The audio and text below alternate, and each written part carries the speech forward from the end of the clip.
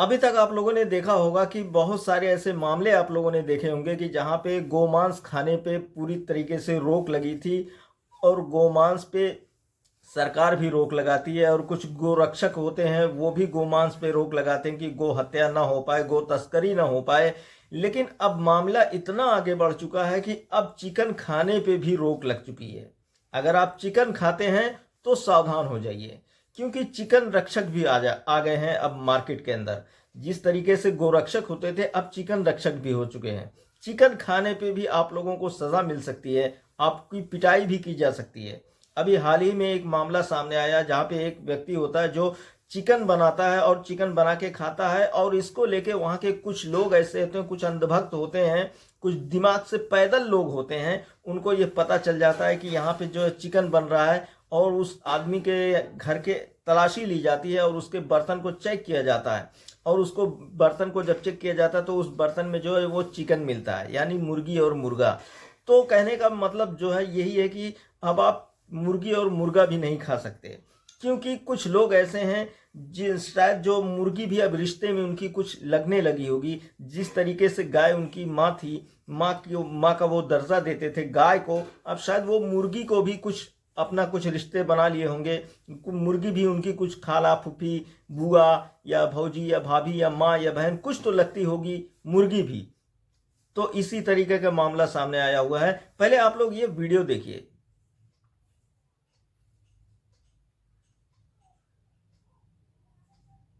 ये व्यक्ति रात को यहाँ पर मुर्गा बना के खाया जा रहा है। अब ये मुर्गा लास्ट टाइम तो बचा है। नहीं, कैसी बात कर रहा है? मुर्गा बना के खाएगा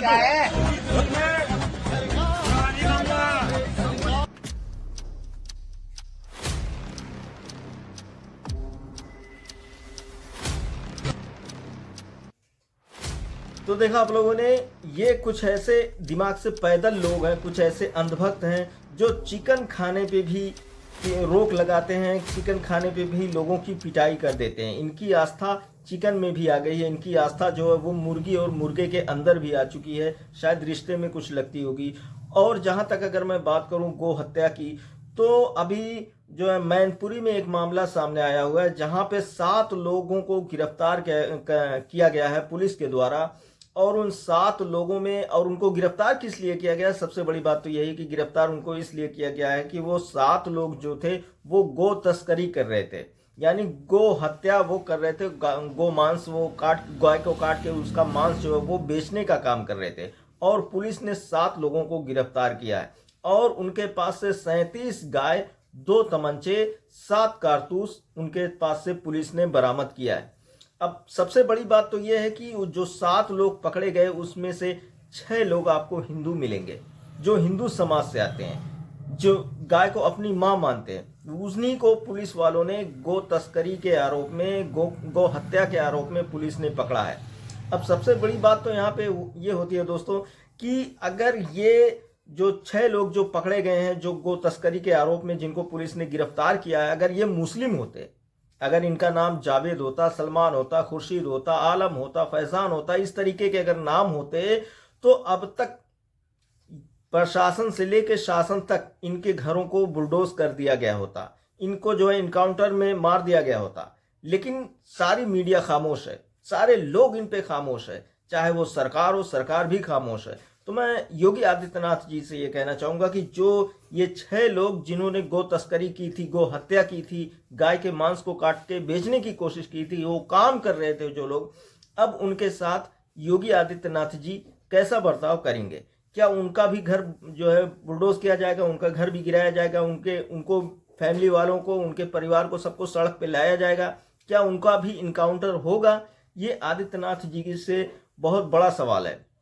और बहुत सारे ऐसे लोगों को आप लोगों ने देखा होगा जो गोरक्षा के नाम पे लोगों को मार देते हैं। और मोनू मानेसर का आप लोगों ने सुना होगा, देखा भी होगा, मोनू मानेसर का जो मामला सामने आया था जहां पे नासिर और जुनेद नाम के 2 मुस्लिम व्यक्ति को गोरक्षा के आरोप में उनको मार के उनको जला भी दिया गया था, गाड़ी के अंदर जला दिया गया था। और ऐसे बहुत सारे मामले हैं। लेकिन सबसे बड़ी बात तो ये होती है दोस्तों कि जो भी गोरक्षा इस तरीके की करते हैं, जो कहते हैं ना कि गाय की हम रक्षा करते हैं, गाय हमारी माता है, तो हमारे इसी देश में, हमारे इसी भारत देश में, हमारे यूपी में बीफ की बहुत बड़ी बड़ी कंपनियां हैं जहां पे डेली हजारों गाय काटी जाती हैं और हजारों टन गाय के मांस को बाहर कंट्री में एक्सपोर्ट किया जाता है। और सबसे चौंकाने वाली बात तो यह है कि जो बड़ी कंपनियां हैं जहां पे हजारों गाय को काटा जाता है, उन कंपनियों के मालिक जो हैं वो कोई मुस्लिम नहीं, वो बल्कि हिंदू समाज से आते हैं। कोई संगीत सोम है, तो बहुत सारी ऐसी नाम है जो सिर्फ और सिर्फ हिंदू ही इस कंपनियों को चला रहे हैं, उनके मालिक जो है वो हिंदू ही हैं। और बहुत जगहों पे आप लोगों ने ये भी देखा होगा कि कुछ लोग ऐसे भी हैं कि जो कहते हैं कि यार मुस्लिम की दुकान पे जाते हैं और उनसे जो है कहते हैं कि आप अपना नेम जो है वो डिस्प्ले कीजिए, यानी अपना नाम, ओरिजिनल नाम जो है वो बाहर दुकान के बाहर आप लिख के रखिए, ताकि सामने वाला जो कस्टमर है वो उसको ये पता चल जाए कि आप हिंदू हो या मुस्लिम हो। उसके बाद उसकी मर्जी होगी वो सामान आपके यहाँ से लेगा या नहीं लेगा। तो इस बात को लेके बहुत सारे लोग जो है एकदम बिल्कुल एक्टिव हो गए थे और दुकान दुकान पे जाके लोगों से ये बता रहे थे कि उनके साथ एक तरीके से देखा जाए तो फोर्स कर रहे थे कि आप अपना नाम डिस्प्ले करिए, आप अपना नाम बाहर लिखिए। लेकिन ये जितने भी लोग इस तरीके का काम कर रहे थे, मैं उनसे यही कहना चाहूँगा, तो ये जो हमारे यूपी में या हमारे देश में जो बीफ की जो बहुत बड़ी बड़ी कंपनियां हैं जहाँ पे हज़ारों सैकड़ों गाय जो है वो काटी जाती हैं, लेकिन उन कंपनियों के नाम अगर मैं आपको बताऊं तो अल्दुआ है, अलनूर है, अलकबीर है, इस तरीके के मुस्लिम नाम रख के और उसको चला रहा है हिंदू व्यक्ति और गाय वहां पे कटवा रहा है। तो क्या ऐसे लोग वहां भी उन कंपनियों के मालिक के पास भी जा सकते हैं कि आप जो है अल्दुआ हटा के कोई हिंदू समाज से या फिर कोई देवी देवता का नाम आप कंपनी के रख के उसके अंदर उसकी गाय कटवाएं, आप वहां पे अपना हिंदू नाम जो है वो सामने लाएं? वहां पे इनकी आखिर आस्था क्यों मर जाती है? वहां पे जाने के बाद जो गाय की रक्षा करते हैं, जो गाय को अपनी माता मानने का काम करते हैं, वहां पहुंचने के बाद उनकी आस्था दम क्यों तोड़ देती है? आखिर इस तरीके का मामला आता है। बहुत सारे ऐसे भी लोग हैं जो कहते हैं कि भारतीय जनता पार्टी जो है वो एक हिंदुत्व पार्टी है, यानी सबसे ज्यादा हिंदू का सपोर्ट करने वाली वो भारतीय जनता पार्टी है। लेकिन कुछ बहुत सारे ऐसे लोग हैं वो नहीं भी जानते कि यही भारतीय जनता पार्टी उन्हीं बीफ कंपनियों से लगभग 200 से 250 करोड़ रुपए का चंदा लेती है।